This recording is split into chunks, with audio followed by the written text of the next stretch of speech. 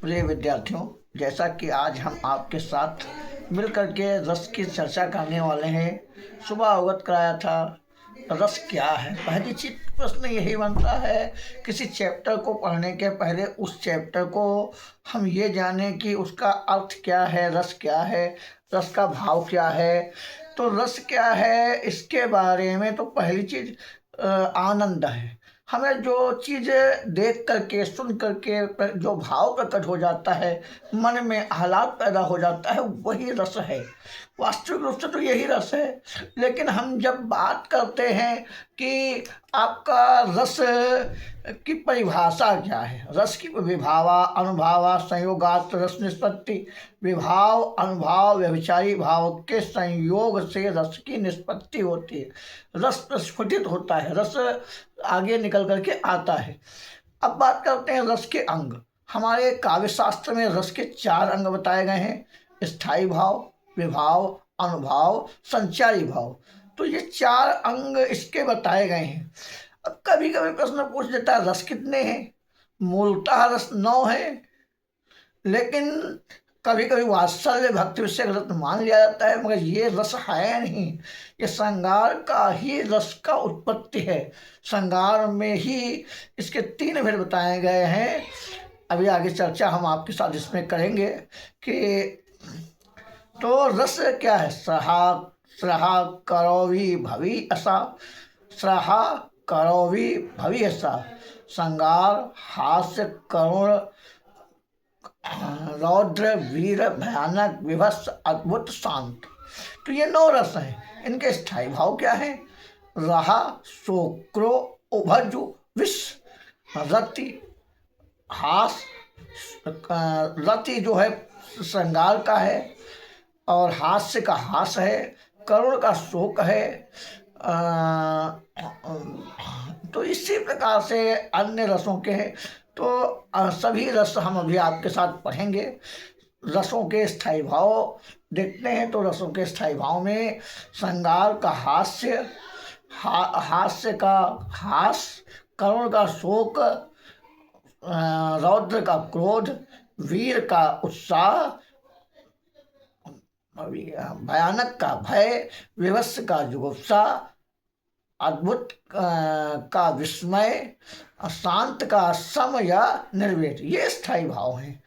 अब बात करते हैं कि हम हमारे मन में जो पहला चीज अभी आई थी, क्वेश्चन से उठा रहा कि जो स्थायी भाव है, स्थायी भाव का मतलब क्या है। पहली चीज तो हमें यही पता होना चाहिए स्थायी भाव क्या है। वे भाव जो हमारे हृदय में स्थायी रूप से विराजमान हो जाते हैं। हमारे मन में, हमारे हृदय में, हमारे मस्तिष्क में हमारे भाव स्थायी रूप से विराजमान हो जाते हैं, उन्हें स्थायी भाव कहते हैं। स्थायी भाव 9 होते हैं, अभी मैंने आपको बताया इसी जगह। अब बात करते हैं कि आपका विभाव क्या है। विभाव जो है जिन कारणों से स्थायी भाव जागृत होकर रस रूप में परिणत होता है। जिन कारणों से, जो कारण है हो, जो कारण रहे हैं या जो कारण होते हैं, जिन कारणों से स्थायी भाव जो हमारे मन के भाव हैं वो जागृत होकर के रस रूप में परिणत होते हैं, उन्हें विभाव कहते हैं। विभाव जो होते हैं आश्रय के द्वारा न केवल भावों को जागृत करते हैं। आश्रय, सहारा, जब कोई सहारा होगा तभी मेरे भाव जागृत होंगे। जब तक के कोई सहारा नहीं होगा तब तक के मेरे भाव जागृत नहीं होंगे। तो सहारे के बिना, लेकिन क्या है, उन्हें उद्दीप्त भी करते हैं। उन्हें उद्दीप्त का मतलब जागृत भी करते हैं, उन्हें उद्दीप्त भी करते हैं। इस आधार पर जो हमारा आलंबन विभाव और उद्दीपन विभाव हमारा बन जाता है। विभाव के 2 भेद। हमारे विभाव के कितने भेद होते हैं? 2 भेद होते हैं। कौन कौन से होते हैं? कभी कोई पूछ लेता है। तो आलंबन विभाव, उद्दीपन विभाव। अब आलंबन विभाव क्या है? जिस व्यक्ति या वस्तु के कारण सदस्यों के मन में कोई भाव जागृत होता है उसे आलंबन विभाव कहते हैं। आलंबन विभाव अब क्या है? आलंबन विभाव के भेद कितने होते हैं? पूछ लेता है। आश्रय और विषय। आश्रय क्या है? विषय क्या है। क्वेश्चन ध्यान दीजिए, एक एक क्वेश्चन अपने में बहुत महत्वपूर्ण है। परीक्षा की दृष्टि से तो नहीं अगर कहा जाए, अगर क्योंकि आपके पाठ्यक्रम में केवल रस छंद रस स्वीकृत हैं, और सामान्य हिंदी में 5, साहित्यिक हिंदी में 9, और हाई स्कूल में 2 रस हैं, वो भी बहुविकल्पी के रूप में एक विकल्पी आता है, और हाई स्कूल में भी 9th में भी यहाँ से 2 रह जाते हैं। तो आप ये क्लासेज मैं पूर्ण रूप में अगर कहूँ तो high school 9th to inter सबके लिए महत्वपूर्ण है, एक विद्यार्थी के लिए नहीं, जो भी विद्यार्थी कहीं से भी जुड़े हैं उनके लिए महत्वपूर्ण है।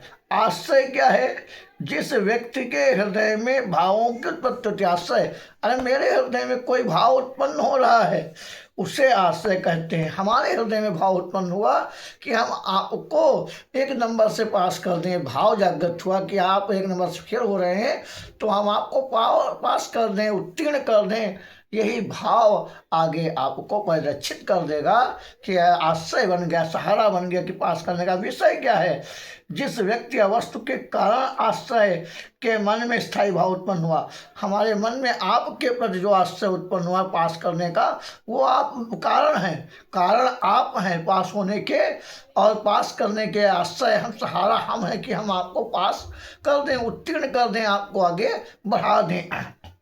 अब बात करते हैं कि उद्दीपन विभाव क्या है। आश्रय के हृदय में जागृत स्थायी भाव को उद्दीपन विभाव कहते हैं। आश्रय हमारे हृदय में जो स्थायी भाव जागृत हुआ वही उद्दीपन विभाव है। हमारे हृदय में जो अस्थायी रूप से भाव जागृत हुए कि हम आपको आगे बढ़ाएं, हम आपको आगे उत्तीर्ण करें, आगे आपको ले जाएं, तो ये भाव ही आश्रय हुए और यही उद्दीपन विभाव कहलाए।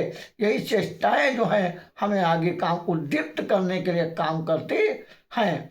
अब जैसे श्री रामचंद्र महाराज में बालकांड है, लक्ष्मण परशुराम संवाद में परशुराम आश्रय हैं, परशुराम आश्रय हैं, लक्ष्मण आलंबन है, लक्ष्मण आलंबन है। इस प्रकार से इसमें हम कह सकते हैं। अब बात कर लेते हैं अनुभाव क्या है। आश्रय की शारीरिक चेष्टाओं को अनुभाव कहते हैं। आश्रय हमारे शारीरिक चेष्टाएं, जो हमारे शारीरिक चेष्टाएं हो रही, जो क्रियाकलाप हो रहे हैं, जो रूप हो रहे हैं, वो सब आपके अनुभाव हैं।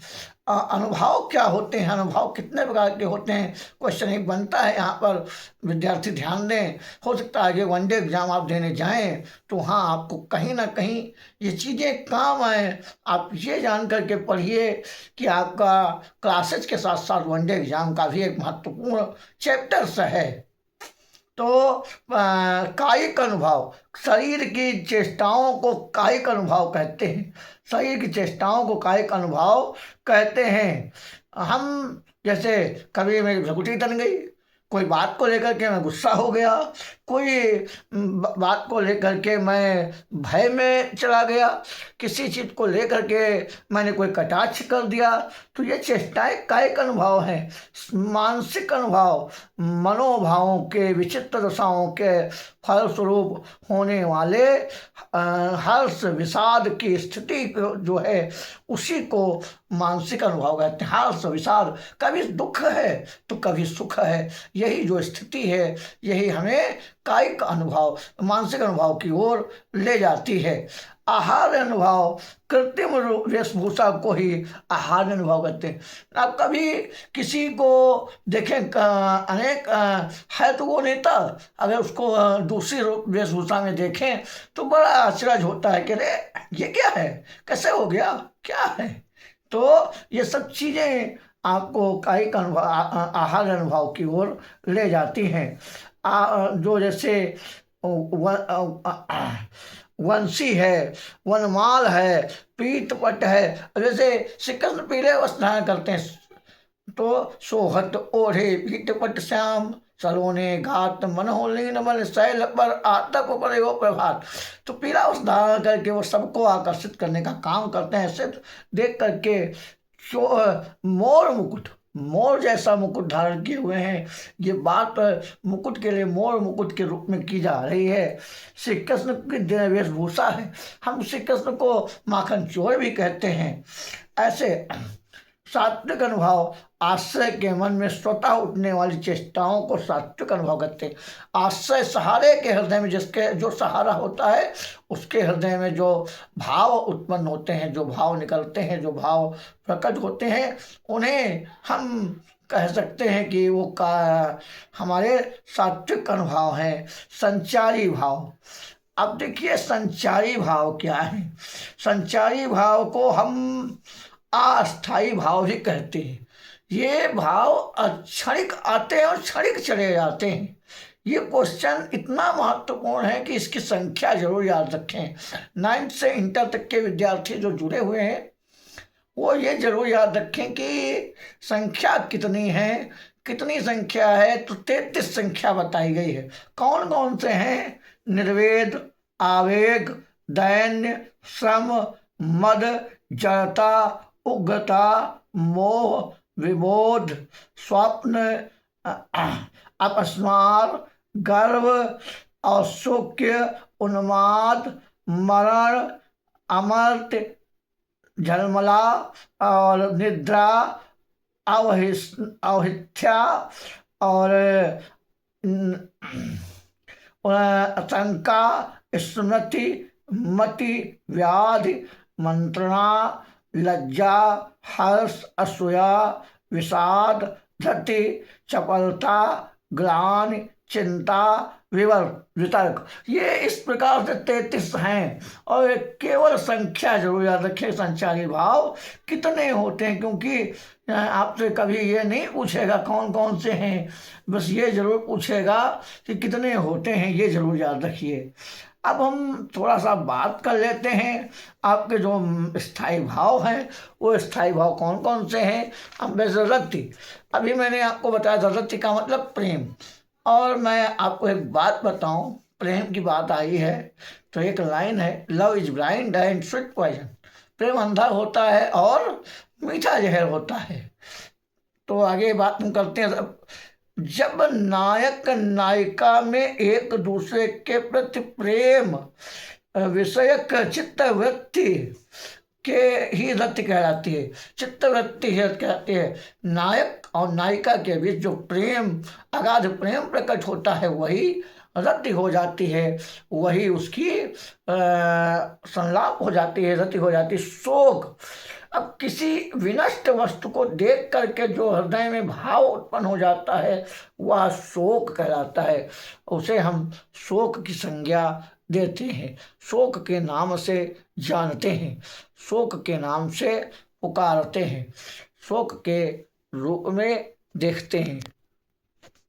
तो शोक के रूप में हम उसे देखते हैं।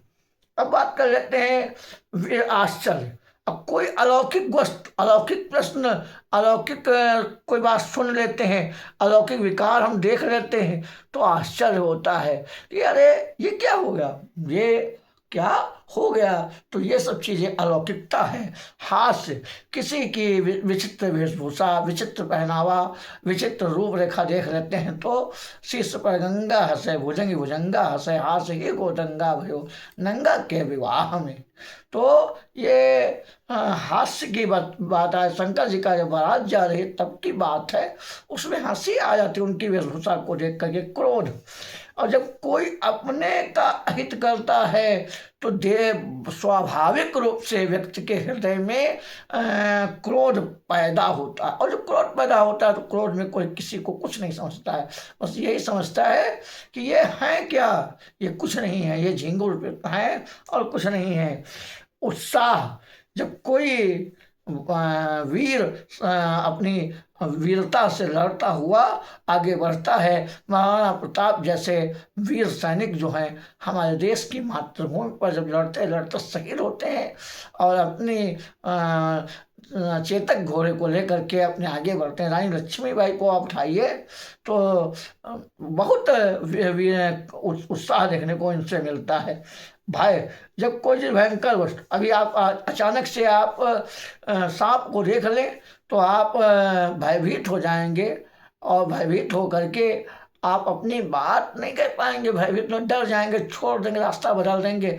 और याद है एक बार जब तुलसीदास जी थे अपनी पत्नी से बहुत प्रेम करते थे, और जब प्रेम करते थे तो एक बार ये इनकी पत्नी ने बिना बताए मायके चली गई, और जब चली गई तो इन्होंने क्या किया, रात को ही पहुंच गए।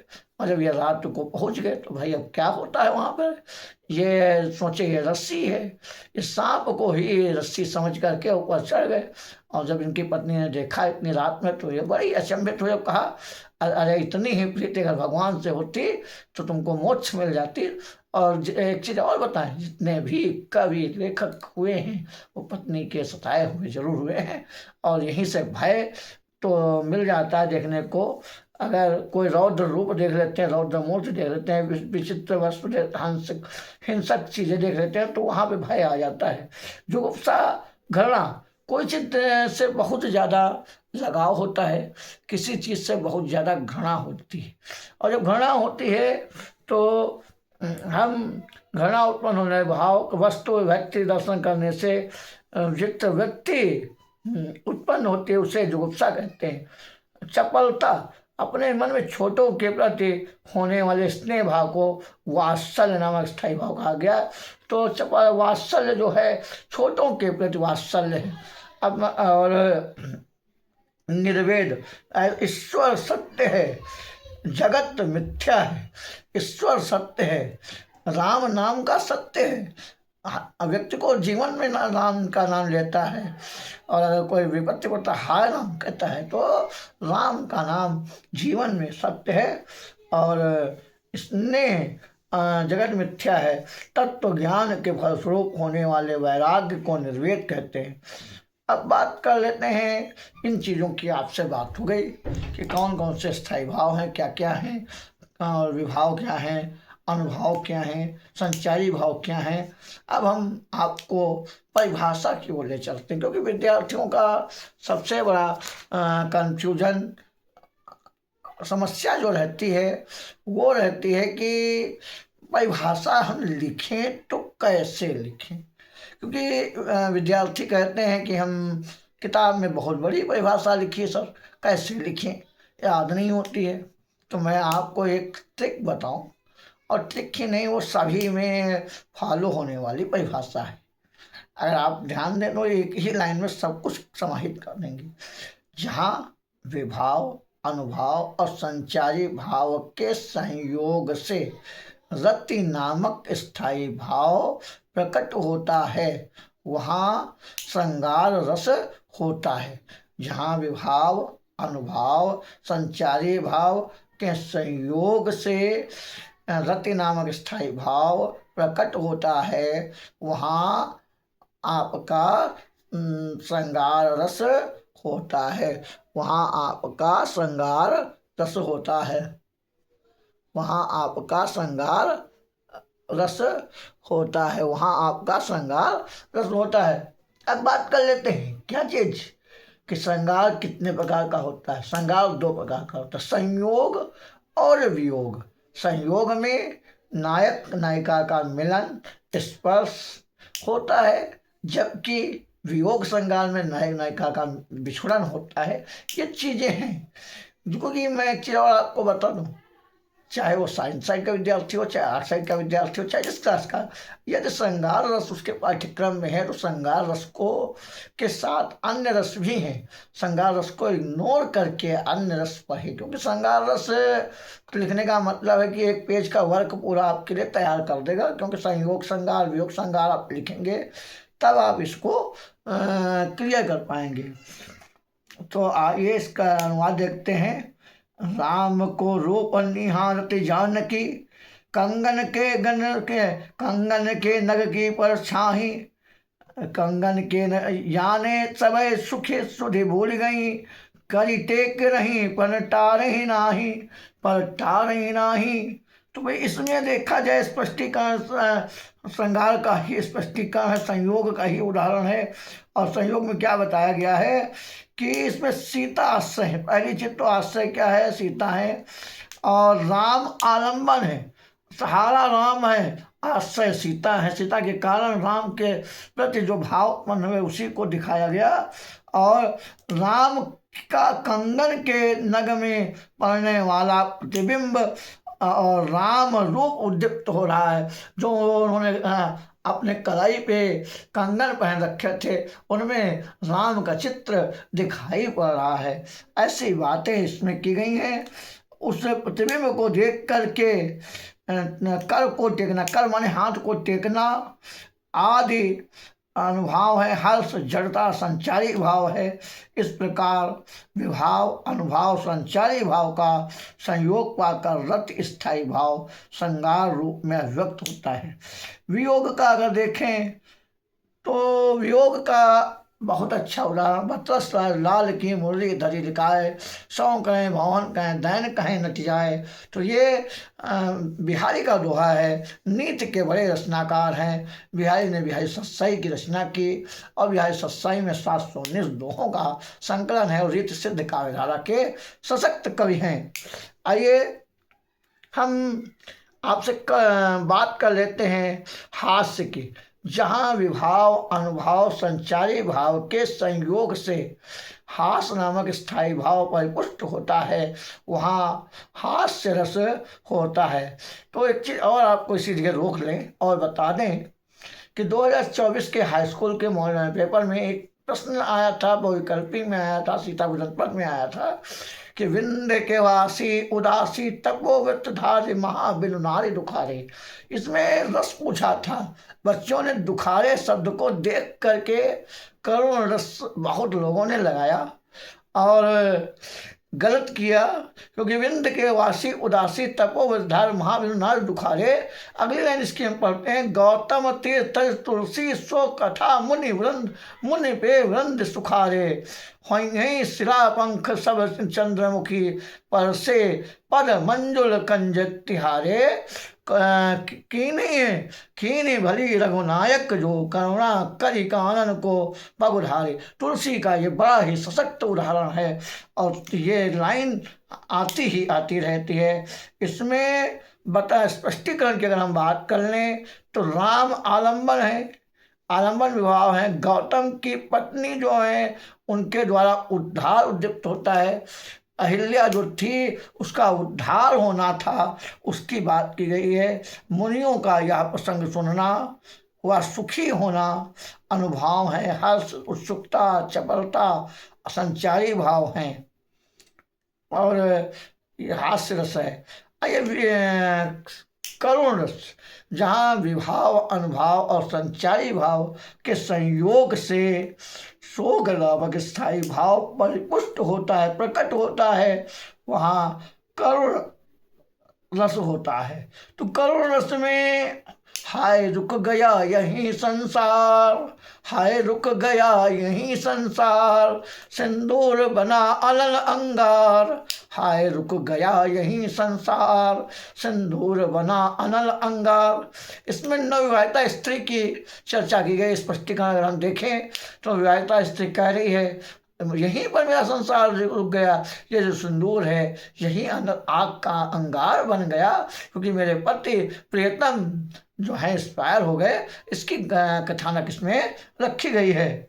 रौद्र रस की हम बात कर लेते हैं। रौद्र रस जो है आपका बहुत महत्वपूर्ण तो है, लेकिन मैं आपको बताऊं इसका इतना क्रेज अभी इसमें देखने को नहीं मिलता है। रौद्र रस जहाँ विभाव अनुभाव संचारी भाव के संयोग से, विभाव अनुभाव और संचारी भाव के संयोग से क्रोध नामक स्थायी भाव उत्पन्न होता है, वहाँ पर रौद्र रस होता है। उस काल के मारे क्रोध के तनु कांपने लगा उसका। उदाहरण देखिए इसका बहुत अच्छा है। उस काल के मारे क्रोध के तनु कांपने लगा उसका, मानो हवा के जोर से सोता हुआ सागर जगा। मानो हवा के वेग से सोता हुआ सागर जगा। इसमें अभिमन्यु के वध का समाचार सुन करके अर्जुन जो है उनमें रोष को व्यक्त किया है, अर्जुन के रोष को व्यक्त किया है। इसमें आश्रय अर्जुन है और आलम्बन विभाव जो है अभिमन्यु का छल से किया गया वध है। क्योंकि जब आपको बताएं, जब वहाँ पर चक्रव्यूह भेदन था, चक्रव्यूह भेदन के समय अर्जुन नहीं मौजूद थे। चक्रव्यूह भेदन में जब अभिमन्यु अपने चाचाओं को बहुत दुखी देखता है तो पूछता है क्या बात है चाचाओं। तो कहता है बच्चे, उसके सबसे बड़े चाचा जो युधिष्ठिर है, कहते हैं कि क्या करें, आज आपके पिताश्री नहीं है तो हम कैसे इसका चक्रव्यूह भेदन करें, नहीं समझ में आता है। तो कहता है मैं भेजने जाऊंगा। वो भेजने जाता है, वह 6 चक्रव्यूह भेद देता है, लेकिन 7वें चक्रव्यूह के भेदन कथा नहीं जानता था, क्योंकि उसने माँ के गर्भ में रह करके यह विद्या सीखी थी। और आते हैं सहा करोवी भवि असा। तो भयानक रस की हम बात कर लें, जहाँ पर विभाव अनुभाव संचारी भाव के संयोग से भय नामक स्थायी भाव परिपुष्ट होता है, वहाँ पर भयानक रस होता है। अब देखिए, इसका उदाहरण बच्चे याद नहीं कर पाते हैं, समझ नहीं पाते हैं। तो समस्त सर्पों संग श्याम क्यों कटे, समस्त सर्पों संग श्याम क्यों कटे, कालिंद की नंदनी के सुअंक से, कालिंद की नंदनी के सुअंक से, खड़े किनारे जितने मनुष्य थे सभी महाशक्ति भीत हो उठे, हुए कछु मूर्छित घोर प्राण से, कहीं भगे वेदनी में गिर सिर गए कई। और आगे देखिए, हुई यशोदा अति ही प्रकंपिता, ब्रजेश से भी व्यस्त समस्त हो गए। इसमें देखिए क्या बताया गया, ब्रजवासी की आशय हैं, क्योंकि आपको पता है उधव मन भय न दस बीस, एक हो तो श्याम संग गयो राधो के ईस। ये इसमें बताया गया है आलम्बन जो है कृष्ण जी हैं, और सर्पों का लिपटा होना कृष्ण द्वारा उन्हें नचाना उद्युक्त। जब से कृष्ण कालिका नदी पर सर्पों के साथ नाचते हैं उसका वर्णन है। और मूर्छा पलायन आदि अनुभाव हैं, चिंता त्रास संप्रत शंका संचारी भाव है। ये यही भयानक है। विभत्स, देखिए विभत्स रस की अगर हम बात करें तो विभत्स रस बहुत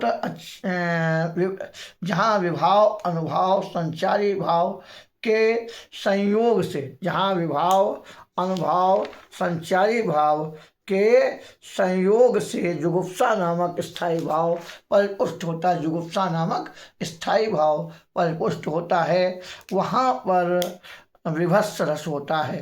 काक कंक लय भुजा उड़ाही, उदाहरण देखिए बहुत अच्छा है। काक कंक लय भुजा उड़ाही, एक तय छीन एक तय खाही, एक से छीनता है एक दिखाता है, एक तय छीन एक तय खाही। कहरत भट घायल तट गिरे, जहाँ तहाँ सा अर्ध जल पड़े, खैचे गीध आत्मट भय, जनवंशी खेलत चित्त दये। तो इसमें रावण के युद्ध से भूमिका दृश्य आरंभित किया गया है। जब राम और रावण युद्ध लड़ रहे हैं तो उस दृश्य को इसमें लेखक ने आलंबित करने का काम किया है। उसको आलंबन को देखिए क्या बताया है। आलंबन जो है विभाव है, जो दृश्य है विभाव है।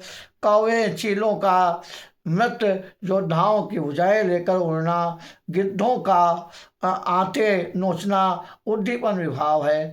आश्रय के प्रतिक्रियात्मक चेष्टाएं जो हैं, आश्रय जो है उसकी प्रतिक्रियात्मक चेष्टाएं जो हैं वह जो है अनुभाव हैं।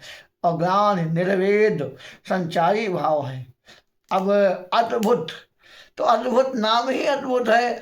तो भैया विस्मय आश्चर्य, जहाँ विभाव अनुभाव और संचारी भाव के संयोग से विस्मय नामक स्थायी भाव उत्पन्न होता है, वहाँ पर आपका अद्भुत रस होता है। अद्भुत तो है, यहाँ वहाँ दुई बालक रेखा। अब उदाहरण देखिए क्या कह रहे हैं तुलसीदास जी, यहाँ वहाँ दुई बालक रेखा, अम्बति भ्रम मोर की आन विशेखा, अम्बति भ्रम मोर की आन विशेखा, देख राम जननी अकुलानी, देख राम जननी अकुलानी, प्रभु हस दीन मधुर मुस्कानी, प्रभु हस दीन मधुर मुस्कानी। आइए इसमें क्या बताया गया है, शिशु राम को एक साथ दो स्थानों पर देखने से विस्मय हो जाता है। राम आलम्बन है, राम के रूप का एक साथ दो स्थानों पर दिखाई देना उद्दीपन, राम एक साथ दो स्थानों पर दिखाई दे रहे हैं, ये उद्दीपन है। और जो उद्दीपन है, कौशल्या इस बात को देख करके बहुत व्याकुल हो जाती हैं, बहुत चिंतित हो जाती हैं, बहुत अपने सोचने विचारने लगती हैं। और फलाकित होना भाव है, भ्रांति त्रास वितर्क संचारी भाव है। अब लास्ट और अंतिम रस जो बहुत महत्वपूर्ण है, पढ़ते हैं शांत रस, जहाँ विभाव अनुभाव संचारी भाव के संयोग से सम या निर्वेद नामक स्थायी भाव उत्पन्न होता है, वहाँ पर शांत रस होता है। शांत रस के उदाहरण को देख लेते हैं। मन पस्तई हैं अवसर बीते, दुर्लभ दें पाए हरिपद भजो का, काम वचन अरुहिते। अब नाथ अनुराग, जा गुजर त्याग दुराशा जीते, बूझे ना काम अग्नि तुलसी कहो विषम, मोर ना भीते मोर ना भीते। तो इसमें बताया गया है कि संसार की अस्थिरता जो है, आलम्बन है, मनुष्य जन्म के व्यर्थ होने की चिंता को देखता है। हमारा जो जन्म है व्यर्थ हो जाएगा, इसकी चिंता है। जो वह उद्युक्त है, वह गलत है, उसके बारे में अगर हम कोई बात सोच रहे हैं तो वो निरागलत है। और गत मृत्यु धृति संचारी भाव हैं, और वैराग युक्त वचन अनुभाव हैं। और आपको चलते रहते एक चीज़ और बता दें कि जो आपने रति पढ़ी, रति 3 प्रकार की है, दाम्पत्य विषयक रति, वात्सल्य विषयक रति और भक्ति विषयक रति। तो दाम्पत्य विषयक जब पति पत्नी प्रेम करते हैं दाम्पत्य विषयक रति है, और जब भगवान के प्रति प्रेम हो जाता है भक्ति विषयक रति है, और जब माता पुत्र के प्रति प्रेम करती है तो वात्सल्य विषयक रति है। ये श्रृंगार के भेद के अंग के अंतर्गत ही आता है, रति के अंतर्गत आता है। रति कितने प्रकार की है कहीं कहीं पूछ लिया जाता है। तो अब इतना पढ़ाते हुए और आपको ले चलते हैं, और अंतिम सूरदास की लाइन में पढ़ता हूँ। अविगत गति कहत कछु न आवे, ज्यों गूंगे मीठे फल को रस अंतर मत पावे। और आप सब ध्यान दें, अपनी पढ़ाई को तवज्जो दें, और अपने जो भी समस्याएं हैं वो मुझे ही अपने YouTube चैनल के माध्यम से अवगत कराते रहें, और हम आपके साथ लगे हुए हैं और हर दम आपका साथ देंगे। जय हिंद, जय भारती, जय हिंद।